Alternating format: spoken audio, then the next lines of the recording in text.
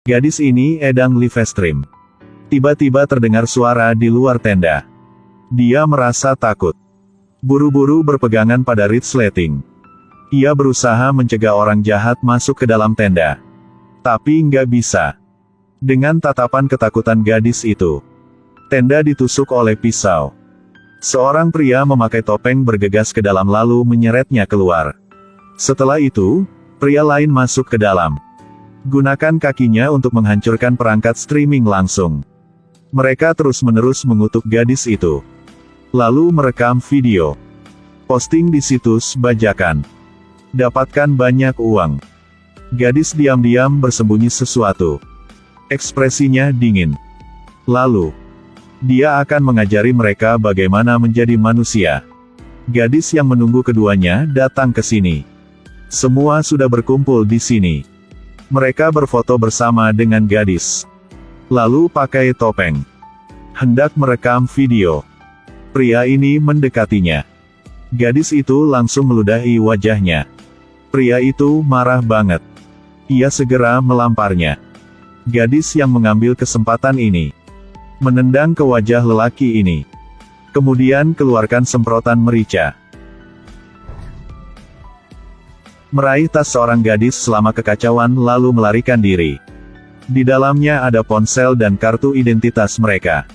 Rupanya orang-orang ini dibutakan oleh penampilan rapuh gadis itu. Tapi disinilah gunung dan hutannya liar. Mereka tidak takut pada gadis yang melarikan diri. Tidak menyangka mereka sungguhan mangsa. Namanya Ji Hyun. Dia adalah seorang blogger berkemah. Dengan penampilannya yang cantik telah menarik banyak penonton. Tapi dia sebenarnya pensiunan prajurit. Di masa lalu, saudara perempuannya sangat menyukai streaming langsung di luar ruangan. Dan diperhatikan oleh sekelompok orang ini selama perjalanan berkemah di hutan. Tidak hanya memposting video memarahinya di situs web bajakan. Bahkan menyiksanya sampai mati. Tapi mereka memakai topeng sepanjang rekaman video. Polisi tidak dapat menyita barang bukti kejahatan mereka. Ji Hyun bersumpah di depan peti mati adiknya. Pasti akan membalaskan dendam membantunya. Ji Hyun juga mulai livestream. Tunggu sampai orang-orang ini jatuh ke dalam perangkap. Lalu dia memasang banyak jebakan di hutan ini. Ji Hyun menemukan benda yang sebelumnya tersembunyi. Menghapus lipstik. Gambar garis mata seperti pembunuh. Mengikat rambut. Dia bersumpah untuk tidak membiarkan orang-orang jahat itu melarikan diri. Tapi saat ini mereka nggak tahu apa yang akan mereka hadapi. Bagi mereka, itu hanya hal kecil untuk menangkap seorang gadis mungil seperti itu. Ia merasa agak gugup. Pria ini terlalu sombong. Dia masih mencari Ji Hyun. Lalu tiba-tiba menginjak jebakan.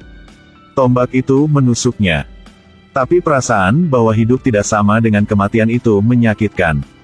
Ji Hyun langsung menamparnya. Lalu beritahu dia tentang moralitas manusia. Perlahan membunuhnya. Bahkan sampai mati, juga harus berdiri tegak. Memang keren. Orang selanjutnya adalah Suhun. Lihat wajahnya yang gila. Seperti artis. Dia tidak menyadari Ju Hyun bersembunyi di balik pohon. Mereka tiba-tiba mendengar teriakannya yang menyedihkan. Dia dicekik oleh Ji Hyun dan diseret ke sisi pohon. Gunakan tali untuk mengencangkan. Ji Hyun memutuskan untuk memperlakukannya dengan cara yang spesial. Memuji video yang dia sudah rekam. Kemudian, potong matanya dengan pisau. Karena mata itu melihat banyak hal yang seharusnya tidak boleh lihat. Kematian Suhyun juga sangat damai. Bonus kecap ekstra sebelum mati. Ji Hyun tidak akan membiarkan salah satu dari mereka lolos. Pria itu melihat sekeliling dengan waspada. Tapi tidak menyadari Ji Hyun bersembunyi di belakangnya. Dia tiba-tiba memukulnya. Pria ini segera jatuh ke tanah. Lalu, Ji Hyun mendaki ke atas. Mengayunkan belati. Tebasan ke lengan. Satu tembakan di paha. Satu tembakan di dada. Pria itu jatuh ke sungai. Ji Hyun hendak melarikan diri. Dia tanpa sadar muncul ke permukaan. Ji Hyun segera mengejarnya. Dia berjuang keras. Tapi akhirnya ia masih mati.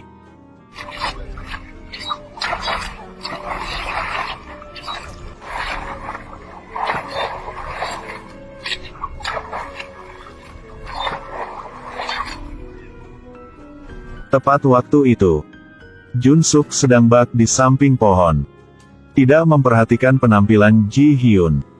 Melihatnya mendekati Jun Suk, Lee Suk segera mengambil batu dan melemparkannya ke sana. Ji Hyun tidak merasa takut saat menghadapi dua orang ini. Dia memegang pisau mendekatinya. Tapi tak disangka, Jun Suk sudah melarikan diri dulu. Ia memang berani. Tapi kemampuan Lee Suk tidak bisa dibandingkan dengan prajurit seperti dia. Dia berulang kali ditusuk oleh pohon yang tajam. Dia mengeluarkan tongkat kayu. Segera menerima tendangan Ji Hyun. Lalu dia mengambil pisau itu.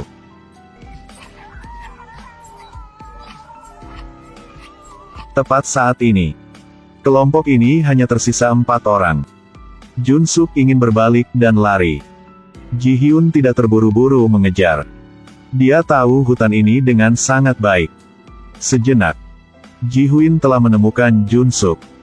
Dia meminta maaf padanya. Tapi tidak pernah memikirkan apa yang dia lakukan pada Ji Hyun. Itu sebabnya dia tidak bisa memaafkannya. Saat melihat mayat Jun Suk, dia mencari cara melarikan diri dari sini. Tapi pria ini masih sombong. Karena dia memiliki paman yang bisa bertarung dengan sangat baik. Mereka punya senjata. Pikirannya yang benar. Tapi Ji Hyun tidak akan membiarkan mereka kabur. Dia mengatur ulang peralatannya. Dalam hutan ini, dia seperti hantu. Muncul di mana-mana.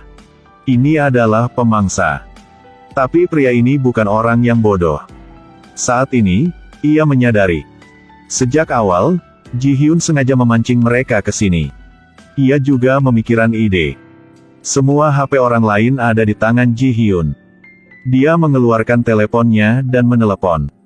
Mendengarkan telepon berdering, sang paman dengan cepat mengarahkan pistol ke depan. Tapi hanya untuk melihat telepon dilempar ke tanah. Tidak bisa menemukan Ji Hyun. Saat mereka sedang bingung, Ji Hyun tiba-tiba muncul. Tangkaplah gadis ini. Situasi menemui jalan buntu. Suasana menjadi tegang. Gadis itu dengan lembut menarik roknya ke atas. Sebuah pisau disembunyikan di kakinya. Tapi ia masih belum melakukan apapun. Dia melepaskan tembakan pertama. Peluru menembus gadis itu. Pisau itu menusuk perut Ji Hyun. Keduanya jatuh ke tanah. Ji Hyun gak berani berhenti. Ia buru-buru kabur. Melihat itu, dia segera mengangkat senjatanya. Tapi ia udah menyentuh ke tangan lelaki. Membelokkan arah pistol. Ji Hyun segera melarikan diri. Pria itu melihat ke arahnya. Gadis ini dengan lembut memanggil, "Kak." Tapi hanya menerima kemarahan dari pria itu.